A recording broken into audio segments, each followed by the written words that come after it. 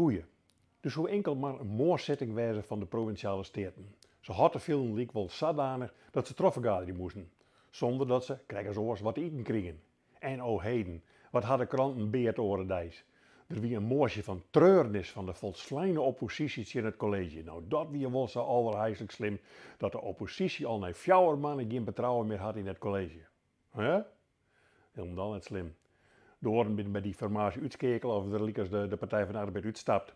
En toen werden ze misschien wel teleurgesteld, maar om daar nou nog zo'n moorsje op te hingen, simpel. Een jongetje van de 43 steden zitten, die doen net meer mee. Ja, die zitten te screamen in de steertenzeel en smieten allerhande moorsjes en lulke verhalen op het kleed. Maar wat kunnen u die jankerij skillen?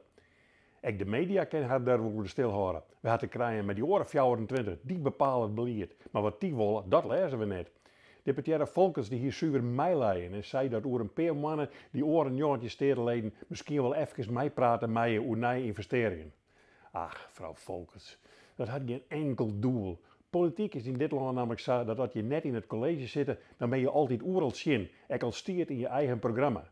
Ze denken dat wij kiezen zo onnozel binnen dat beeldvorming het enige is wat het dat doet. Landelijk op het heden precies hetzelfde. Alles wat journalisten denken dat de politici bedoelen met wat ze zeggen, wordt lanceerd als het echte nice. Net enkel de sociale media en de kranten en televisie door eromheen. En als er een onderzoek is naar wat de partijen willen, dan zou blijken dat de legerinkomens het van de VVD hebben en de ondernemers van de Partij van de Arbeid GroenLinks. Beide vinden enkel dat ze die groepen net failliet moeten, maar dat wordt dus negatief broekt toch net alles op te schreeuwen. Ik ga altijd willen dat ze volle mogelijk mensen stemmen. Maar politici en media die verzinnen dat niet meer. Het wordt tijd van mijn moorsje van treurnis.